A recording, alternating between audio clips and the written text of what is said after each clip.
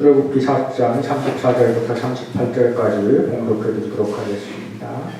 구름이 회막에 덮이고 여호와의 영광이 성막에 충만하매 모세가 회막에 들어갈 수 없었으니 이는 구름이 회막 위에 덮이고 여호와의 영광이 성막에 충만함이었으며 구름이 성막 위에서 떠오를 때에는 이스라엘 자손이 그 모든 행진하는 길에 앞으로 나아갔고 구름이 떠오르지 않을 때에는 떠오르는 날까지 나아가지 아니하였으며 낮에는 여호와의 구름이 성막 위에 있고 밤에는 불이 그 구름 가운데에 있음을 이스라엘의 온 족속이 그 모든 행진하는 길에서 그들의 눈으로 보았더라.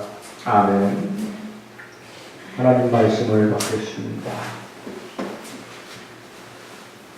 오늘은 저번 주 창세기에 이어서 두 번째 출애굽기를 우리 다 같이 살펴보도록 하겠습니다. 출애굽기라는 이 성경을 40장까지 읽는 꽤 긴 성경인데 이 성경을 한 줄로 만약에 요약을 한다면 창세기의 족장들에게 약속한 그 약속을 이루시는 하나님이라고 이렇게 우리가 생각해 볼 수 있습니다. 그런데 이 족장들에게 그러면 한 약속이 무엇이냐?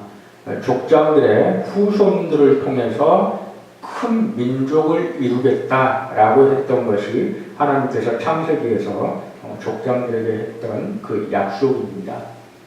그 족장들은 아브라함을 비롯해서 이삭과 야곱 그리고 그 아래 이제 요셉에 이르기까지 그렇게 이어지는 하나의 족보를 이렇게 이야기하고 있고요. 그렇게 그 약속했던 하나님께서 이제 그 약속을 이루셔서 이루기 위해서 한 민족을 정말로 이루시고 또 그 민족이 이제 나라가 되게 하기 위해서 이제 이렇게 여정을 이끌어 가시는 그 과정이 출애굽기에 나와 있습니다. 근데 이 출애굽기에 가만히 봐보면 하나님께서는 약속을 이루어 가시는데 인간의 측면에서는 끊임없이 그 하나님의 약속을 이렇게 저지하는 그러한 그 과정이 있는 것을 계속 반복해서 그러한 내용이 나타나는 것을 우리가 보게 됩니다. 그래서 오늘 특별히 우리의 본문을 중심으로 해서 출애굽기 전체를 바라볼 때에 이 제목을 뭘로 정할까라고 했을 때에 주권적 회복이라는 제목을 정했습니다. 다시 말해서 인간은 끊임없이 하나님을 반대하고 하나님을 대적하고 하나님의 어떤 역사하심에 저항을 합니다. 그럼에도 불구하고 하나님께서는 그렇게 저항하는 그 인간을 위한 약속, 그 약속을 이루어 가신다라는 겁니다. 사실 인간적인 측면에서 보면 자기를 위해서 무언가 하는데 그 사람이 반대를 한다, 저항을 한다. 그러면 해주기 싫겠죠. 그렇지만 하나님은 당신의 약속이기 때문에 끊임없이 이루어 가십니다.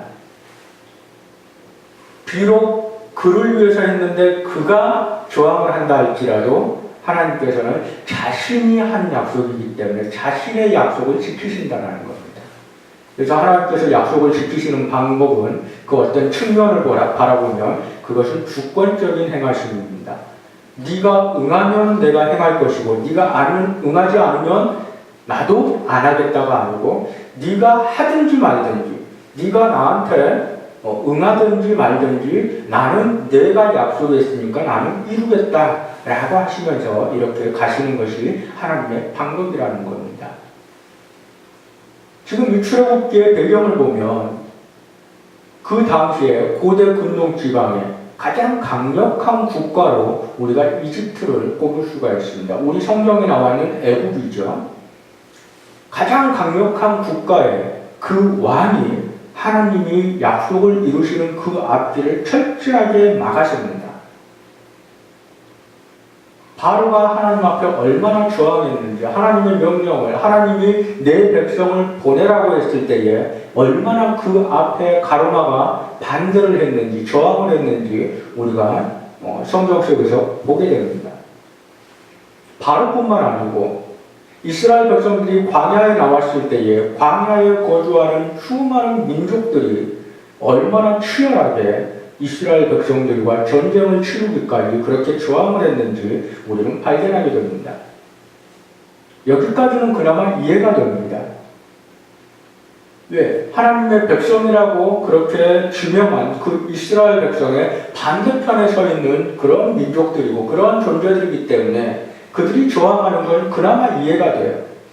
근데 중요한 것은 심지어 이스라엘 백성조차도 하나님을 온전히 의지하지 않고 계속해서 반복해서 저항을 한다는 겁니다. 여기에 문제가 있는 거죠.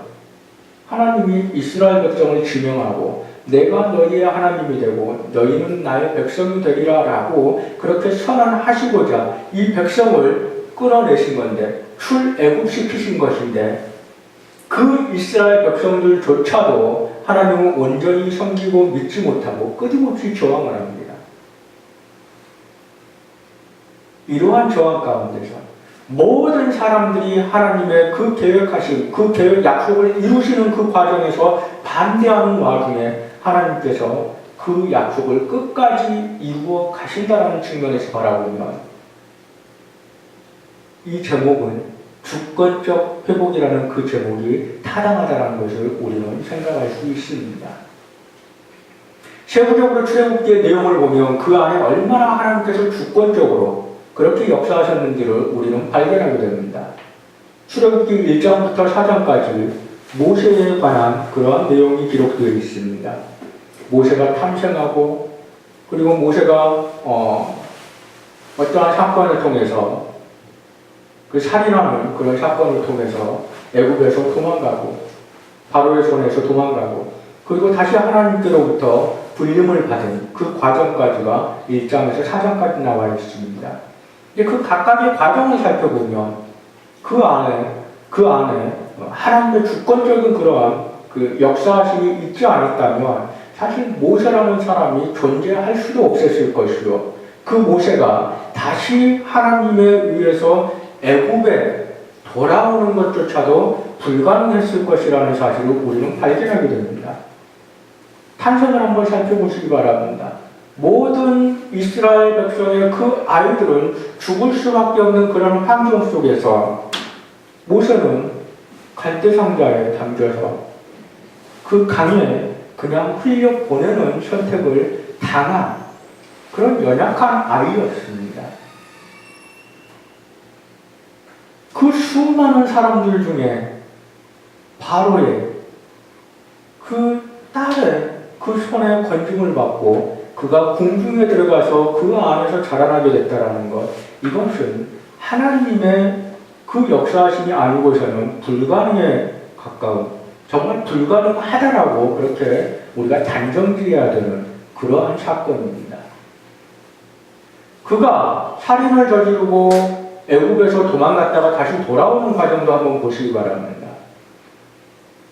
어느 누가 다시 돌아올 수 있겠습니까? 아무도 그 선택을 할 수 없습니다. 그러나 그가 돌아올 수 있었던 이유, 그것은 하나님이 어떠한 분이신지를 놀라운 이적과 기사 가운데 하나님이 보여주심으로 말미암아서 그가 돌아올 수 있었던 겁니다. 떨기나무 가운데 임한 하나님, 그 떨기나무 가운데 타오르는 불, 그것을 보고 그 안에서 하나님을 만나고 단지 하나님을 만날 뿐만 아니고 그 하나님에 의해서 보여지는 그 여러 가지 이적들, 기사들, 내 손에 든 지팡이를 던지라고 그랬더니 뱀이 되고 그 꼬리를 잡으라고 그랬더니 다시 그것이 지팡이가 되고 그것으로 모세가 결정을 못 내리니까 내 손을 내 가슴에 품에 넣어봐라. 넣었다 빼니까 하얗게 문둥병이 걸리고 다시 넣었다가 빼라고 그러니까 다시 깨끗해지고 여러 가지 하나님이 주시는, 보여주시는 그러한 이적과 기사를 통해서 모세는 비로소 하나님이 참 하나님이시군요. 지금 나를 부르신 당신이 참 하나님이요, 참 신이요, 내가 그곳에 가서 하나님께서 명령하신 그 명령을 수행할 때에 정말로 나를 끝까지 지키실 수 있는 그 명령이 이루어지기까지 함께 하실 분이군요라는 확신을 주셔서 모세가 애굽으로 돌아오게 하셨다는 겁니다. 출애굽기 5장부터 15장까지는 출애굽에 관련된 실제적인 사건들이 다뤄지고 있습니다. 바로와 하나님이 이제 서로 겨루는 장면이 나오죠. 사실 겨룬다라는 그 말 자체가 어폐가 있는 말이지만 사실 그 장면에 나타나는 그 느낌을 보면 겨루는 겁니다. 바로는 못 보내겠다고 저항하고 하나님은 보내라고 끊임없이 그를 치시고, 근데 그 내용을 보면 참 재미있는 내용이 나옵니다. 바로가 정말 저항한 걸까? 자기의 의지로 저항한 걸까? 우리 성경에 보면 참 재미있게도 하나님께서 이 모든 것을 계획하신 것을 우리는 보게 됩니다. 매 순간 하나님이 그 저항하는 바로의 그 저항하는 모습 앞에 하나님이 말씀하시고 선포하신 내용이 있습니다. 하나님이 그 바로의 마음을 강팍하게 하셨다라는 그러한 내용이 매 순간 그곳에 기록되어 있는 것을 보게 됩니다. 무슨 말인가 하면 하나님께서 10가지 재앙이 나타나기까지 그렇게 나타나도록 하나님이 주권적으로 역사를 하셨다라는 겁니다. 하나님이 그 바로의 마음을 강팍하게 하시지 않았으면 10번째 가기도 전에 이미 바로는 손을 들었을 겁니다. 아, 더 이상 못 버티겠다. 데리고 나가라라고 했을 건데 하나님께서 10번째 재앙이 나타나기까지 바로를 계속해서 그 마음이 강팍하도록 만듭니다. 그 결과 10번째 재앙까지 가게 되는 거고, 결국 10번째 재앙을 통해서 애굽 지경에 하나님이 참 하나님이라는 사실을 모두 알 정도로 그렇게 놀라운 이적과 기사를 그렇게 펼치시는 것을 보게 됩니다. 결국에 10번째 재앙을 통해서 바로는 더 이상 버티지 못하고 이제 애굽에서 이스라엘 백성이 나가는 것을 허락할 수밖에 없게 됩니다. 그리고 가장 마지막 단계, 정말 출애굽이 되기 위해서는 애굽이 다스리던 영토를 벗어나야 된다는 측면에서 이제 홍해를 앞두고 있는 상황에서 이 홍해를 건너서 광야를 넘어가면 출애굽이고, 홍해를 건너지 못하면 이제 거기에서 출애굽이 아니고 그 이전에 끝나는 것인데, 출애굽이라는 그 마지막 관문에서 어떻게 이 관문을 벗어났냐라는 것을 우리가 살펴볼 때에 참으로 흥미로운 장면이 나옵니다. 하나님께서 모세에게 명령합니다. 내 손에 지팡이를 들고 그 손으로 바다를 향해 이렇게 들라고, 뻗치라고, 바다를 향해 들라고 그렇게 명령을 합니다. 무슨 말인가 하니 단순하게 하나님이 야, 바다 갈라지라고 해, 그러면 내가 갈라줄게, 이게 아닙니다. 특정한 지시를 합니다. 아주 특별한 지시를 해요. 내 손에 지팡이를 들고. 이 지팡이가 무엇인가 하니 하나님께서 모세를 부르실 때에 그 손에 든 지팡이가 하나님이 너와 함께 하신다는 증거야 라고 하시면서 그 지팡이를 지명해서 네가 이것을 들고 가면 내가 너와 함께 하는 것이라는 그런 증표로 그렇게 지팡이를 주셨던 겁니다. 다시 말해서 홍해를 향해서 지팡이를 든 손으로 홍해를 향해서 이렇게 향하라는 것은 하나님이 그 안에 역사하실 거라는 것을 의미하는 겁니다. 내가 역사할 것이니 그걸 믿고 내가 너와 함께 한다는 증표, 그 지팡이를 들고 홍해를 향해서 펼쳐. 이것이 하나님의 명령이었습니다. 모세가 그 명령대로 따랐더니 실제로 홍해가 갈라지는 역사를 보게 됩니다.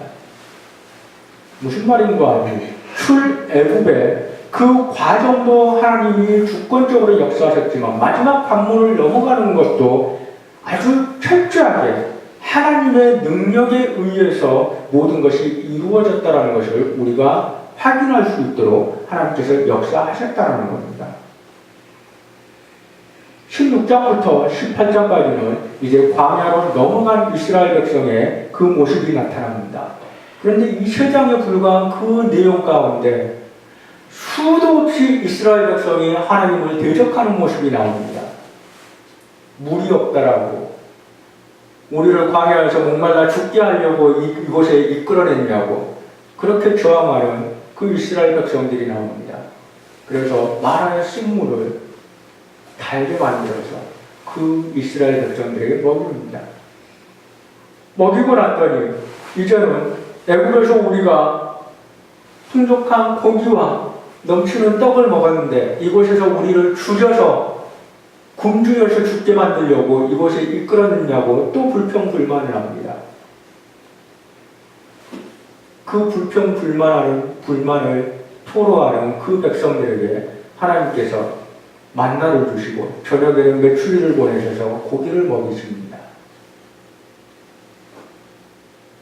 그 와중에도 또 불신앙이 나와요. 하나님께서 명령합니다. 하루 먹을 분량만 너희가 수확해라. 욕심 부리지 말아라. 다음 날까지 남겨놓으면 안 된다.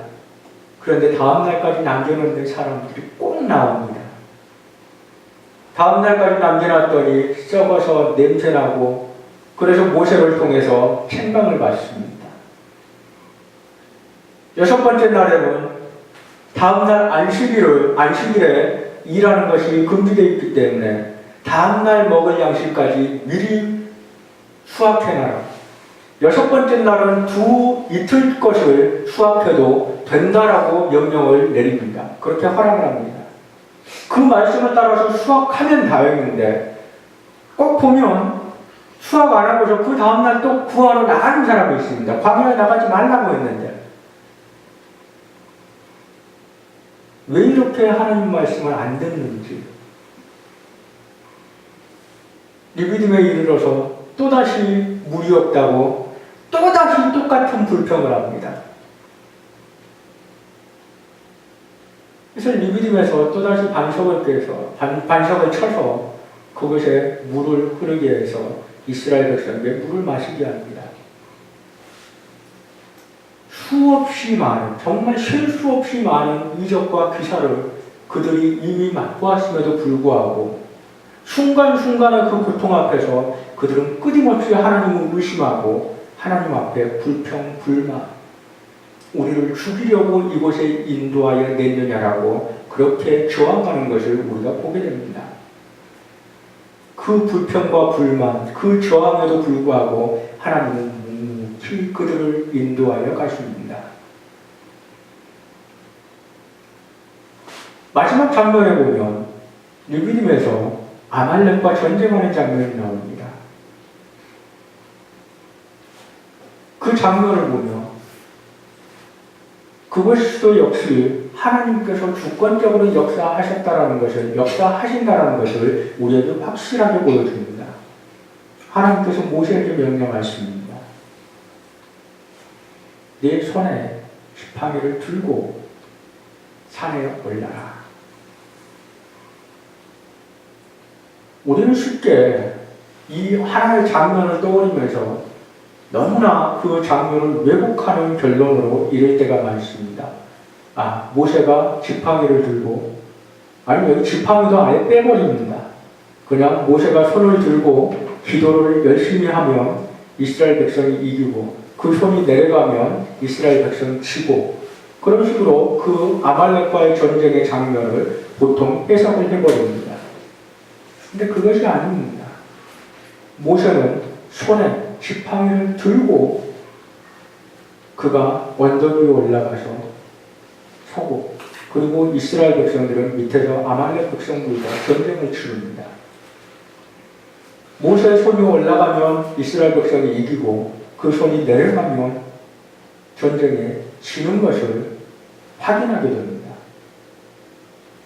이 전쟁 결국 승리했을 때에 이 출애굽기의 기록으로 우리에게 그것이 무엇을 의미하는지를 우리에게 알려주는데, 여호와 니시라는 그 표현으로 우리에게 그것이 무엇을 의미했는지를 알려줍니다.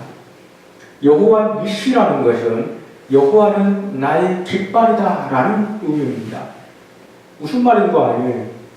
하나님이 함께 하신다라는 그 권능의 증표로 주신 그 지팡이를 높이 들었을 때에 그것은 무엇인가 하니 하나님이 나의 깃발인데 그 깃발을 높이 치켜든 것을 의미합니다.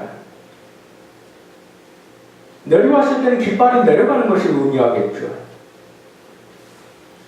고대의 전쟁이라는 것은 깃발이 쓰러지면 전쟁이 지는 겁니다. 기수가 죽어서 깃발이 쓰러지면 즉각적으로 그 옆에 있는 사람이 그 깃발을 다시 치켜 올리는 겁니다. 그 깃발이 쓰러지지 않도록.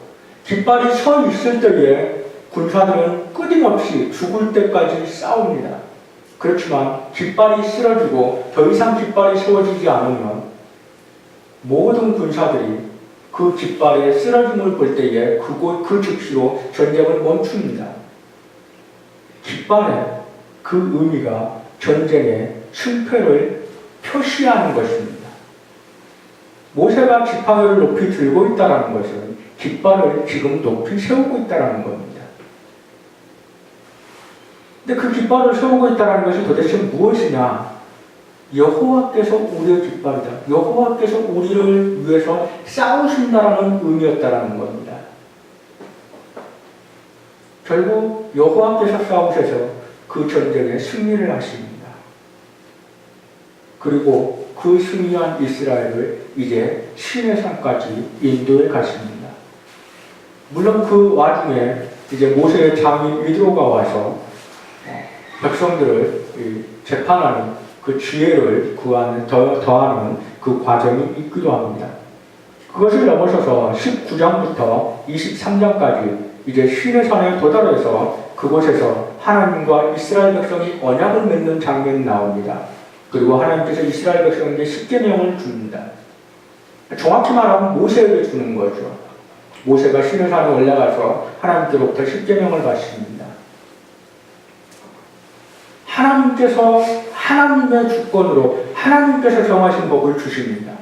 이스라엘 백성이 우리가 이렇게 해줬으면 좋겠습니다라고 의견을 제시하는 것이 아니고 하나님께서 하나님이 정하신 가장 좋은, 가장 선한 삶의 방식, 하나님 앞에 하나님의 백성으로서 가장 바람직한 삶의 방식을 하나님께서 정하시고 그것을 주시는 겁니다. 그리고 24장부터 31장까지는 이제 성막을 짓는 방법에 대해서 하나님께서 알려주십니다. 무려 40일이라는 기간 동안에 시내산 위에서 모세가 하나님과 함께 있으면서 함께 하면서 그 모든 것에 대한 지시를 받습니다. 성막을 어떻게 지어야 되는지, 그리고 그 부대 시설, 그리고 제사장에 관련해서 하나님께서 여러 가지 지시를 합니다. 근데 그 모든 지시를 받고 있는 중에 밑에서 난리가 납니다. 그것이 32장에 나와 있는 장면인데, 모세가 시내산에 올라가서 너무나 오랜 시간 동안 내려오지 않으니까 이스라엘 백성들이 또다시 하나님을 의심하고 또다시 하나님 앞에 저항하는 그러한 장면이 나옵니다. 아론을 위협하고, 그래서 아론은 그 위협에 승복하고 위협에 무너져서 금송아지를 만들고, 그 금송아지가 우리를 애굽에서 인도에 내신 하나님이라고 그렇게 거짓 선포하고 그 금송아지를 섬기는 이스라엘 백성들의 그 모습이 32장에 나옵니다. 하나님께서 밑에서 무슨 일이 발생했으니 또다시 저놈들이 사고쳤으니 모세야 내려가 봐라. 그래서 모세가 내려갑니다. 33장과 34장에 철저하게 그 죄를 묻습니다. 그리고 하나님께서 그렇게 죄를 지어 그토록 계속해서 범죄하고 하나님 앞에 저항하는 이스라엘 백성을 버려야지 사실 정상인 것 같은데 결국 또 참으시고 또다시 하나님께서 이스라엘 백성과 언약을 다시 맺습니다. 이제는 정말 이렇게 어리석게 행하지 마라. 이제는 정말 내 뜻 따를 거야? 그럴 거지. 꼭 그래야 된다. 그렇게 하나님께서 다시 언약을 맺습니다. 35장부터 마지막 40장까지 이제 그 계약이 갱신된 상태에서 이스라엘 백성이 하나님의 뜻을 쫓아서 성막을 짓고 그리고 하나님과 동행하는 그러한 모습이 나옵니다. 정확하게 말하면 이스라엘 백성이 하나님과 동행하는 것이 아니고 하나님이 이스라엘 백성과 동행해 주시는 거죠. 오늘 우리가 읽은 본문은 바로 그 가장 마지막 장면입니다. 성막이 다 지어진 다음에 하나님이 명령하신 그 명령을 따라서 성막이 다 지어진 다음에 하나님께서 그 성막에 임하십니다. 그 임하심이 얼마나 놀라운지 모세가 그 성막으로 들어가지도 못해요. 그리고 하나님께서 친히 이스라엘 백성을 인도해 가십니다. 어떻게 인도해 가시죠? 이스라엘 백성이 그 광야를 가야 될 때에, 진행해야 될 때에 그곳에 하나님이 그 성막에 구름이 피어오르게 하십니다. 그리고 이스라엘이 멈춰서야 될 때에 그 피어오른 구름이 사그라들고 하나님께서 그렇게 직접적으로 함께 하시면서 직접 인도해 가시는 것을 우리는 성경 속에서 발견하게 됩니다. 출애굽기 1장부터 마지막 40장까지 이르기에 어느 한 곳 하나님이 뒤로 물러서서 너희들 마음대로 해봐 라고 하시는 장면이 단 한 곳도 없습니다. 모두 인간은 철저하게 하나님을 반대하고 하나님께 저항하는 그 와중에 하나님은 철저하게 자신이 하신 약속을 자신의 의지로 주권적으로 모든 저항을 물리치면서 그렇게 이루어내시는 것을 보게 됩니다. 왜 그러셨을까요? 도대체 무엇을 위해서? 이스라엘 백성에게는 야훼 하나님이 바로 이스라엘 백성의 하나님 되심을 알게 하기 위해서 그렇게 하셨습니다. 애굽을 비롯해서 주위의 모든 이방 민족들에게는 그들이 섬기는 신이 거짓 신이요 오직 하나님만 참 신이라는 것을, 참 하나님이라는 것을 밝히 보여주기 위해서 그렇게 하신 겁니다.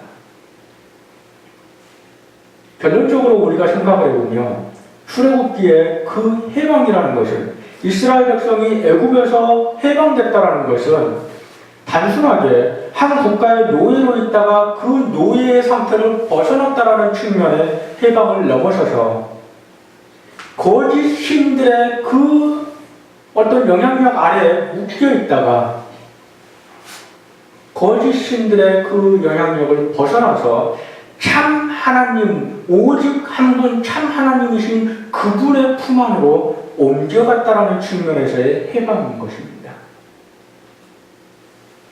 출애굽이 어떠한 의미인지를 우리는 정확하게 인식을 해야 됩니다. 아, 이스라엘 백성이 애굽에서 나왔구나. 단순한 내용이 아니고 그것은 하나님의 약속의 성취요.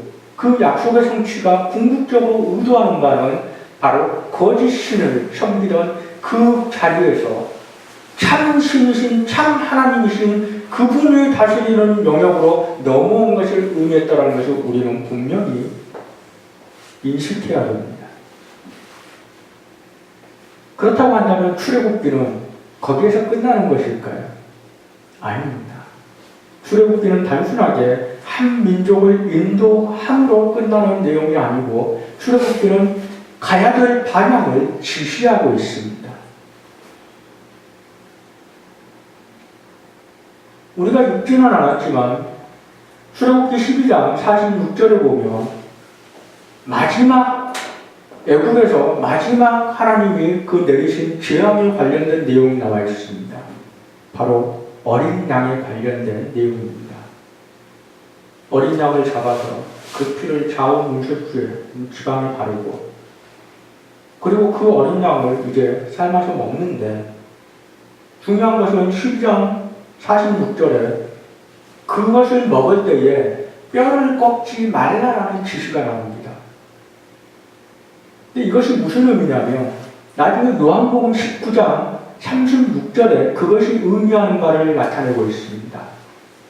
예수 그리스도께서 십자가에 못 박히셨습니다.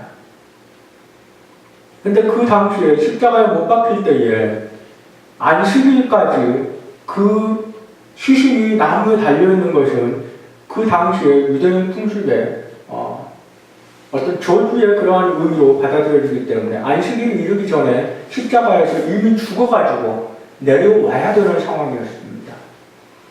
그래서 그렇게 하기 위해서 취하는 방법이 있었는데 그게 뭔가 아니 바로 뼈를 꺾는 거였습니다. 뼈를 꺾으면 그 고통이 심해지니까 이 질식이 더 빨리 온다라는 겁니다. 그래서 뼈를 거꾸로 가봤더니 예수님께서 이미 운명하신 겁니다. 뼈가 하나도 꺾임이 당하지 아니하시고 이미 운명하셔버린 겁니다. 이미 운명하셨으니 뼈를 꺾을 이유도 없죠. 그 내용에 대해서 요한복음 19장 36절에 어떻게 표현을 하고 있냐면 이는 성경이 뼈가 하나도 꺾어지지 않을 것이라는 그 성경이 이루어지게 하기 위함이라고 그렇게 표현되어 있습니다. 그 표현은 정확하게 출애굽기 12장 46절을 의미하고 있는 겁니다. 그 어린 양이 무엇을 의미하고 있느냐? 바로 예수 그리스도라는 겁니다. 예수 그리스도의 피로 말미암아서 그 모든 이스라엘 백성들의 그 집에는 죽음의 그림자가 넘어갔던 것이고 그 피로 말미암아서 모든 하나님의 선택하신 백성들은 죽음의 그 영역에서 벗어날 수 있었던 겁니다. 출애굽기가 의미하는 궁극적인 장면이 바로 이것입니다. 단순하게 한 민족, 이스라엘 백성을 애굽에서 인도에 내심으로 끝나는 것이 아니고 출애굽기는 더 멀리 바라보기를 하나님이 택하신 백성, 그 모든 백성을 죄의 권세로부터 해방시키는 것을 바라보고 있는 것이 출애굽기라는 겁니다. 근데 그 모든 역사가 애굽에서 이스라엘을 인도에 내실 때에 하나님께서 주권적으로 하셨듯이 여전히 하나님의 선택한 백성을 죄의 권세로부터 인도하실 때에 여전히 하나님께서 주권적으로 그 모든 일을 하실 거라는 것을 우리에게 암시해주고 있습니다. 이제 오늘 출애굽을 지나서 수천 년이 지난 오늘을 살아가는 우리들이 이 출애굽기를 받아들일 때에 어떠한 자세로 받아들이는 것이 옳을 것인가?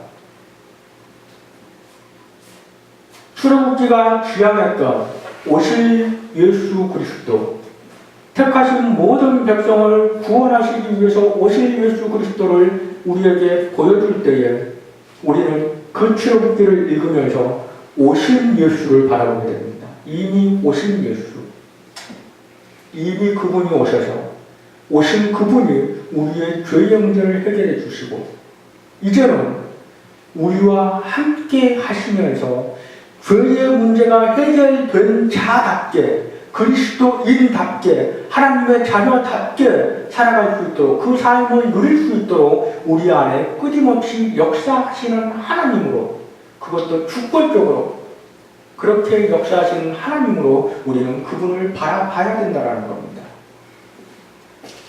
우리는 연약해서 하나님께서 우리의 죄의 문제를 해결해 주셨음에도 불구하고 우리의 삶을 돌아보면 하루하루가 하나님 앞에 저항하는 삶입니다. 죄의 그 영향력에서 완벽하게 벗어나지를 못해서 우리의 삶을 보면 하나님께서 하지 마라 한 것을 끊임없이 하나님 앞에 저지르면서 그렇게 살아가는 우리를 보게 됩니다. 그런데 그렇게 연약한 우리들을 하나님께서 여전히 붙들고 계십니다. 저항하는 우리 가운데 하나님이 임하셔서 하나님의 말씀을 따라 사는 것이 하나님의 백성답게 살아가는 방법인 것을 우리가 알게 하시고 오직 하나님을 의지하는 것만이 우리가 사는 길임을 알게 하시고 그 믿음 가운데 거하게 하실 때에 우리가 비로소 하나님을 믿는 그 믿음 가운데 거할 수 있게 되는 겁니다.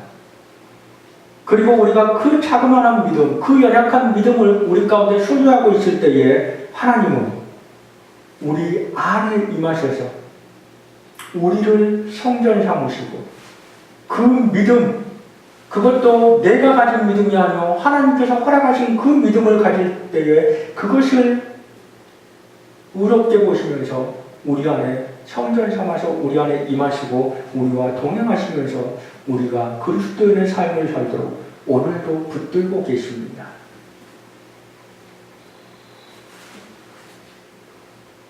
이제 우리 명심하십시다. 하나님이 모든 것을 하셨습니다. 그리고 그 하나님이 오늘 지금도 하고 계십니다. 그리고 앞으로도 하실 것입니다. 모든 것을 하나님이 주권적으로 하실 것입니다. 그 안에 우리는 매 순간 우리의 연약함을 보일 뿐입니다. 하나님이 하지 말라는 거 계속 반복할 뿐입니다. 그런 우리를 오늘도 하나님께서는 붙드시고 그리스도인답게 살아갈 수 있도록 힘주시고 능력 주시고 그렇게 사는 것에 지쳐서 쓰러지려고 할 때에 쓰러지지 않도록 붙들어 주시고 그렇게 인도하고 계시는 겁니다. 먼 옛날 이스라엘 백성이 출애굽 과정 가운데 하나님께 저항했던 그 모습은 그들의 모습이 아니고 오늘을 살아가는 그리스도인이 우리들의 모습일 수 있다는 것을 모습이라는 것을 우리는 한순간도 잊지 말아야 합니다. 그리고 그 와중에도 우리를 붙드시고 인도하시는 그 하나님이 참 하나님이시구나라는 것을 우리는 잊지 말고 흔들림 없는 믿음으로 그분을 붙들고 오늘도 살아갈 수 있어야 되는 겁니다. 그 믿음 가운데 모두 거하시기를 주님의 이름으로 부탁드립니다. 기도하겠습니다. 하나님 아버지 은혜를 감사드립니다. 주여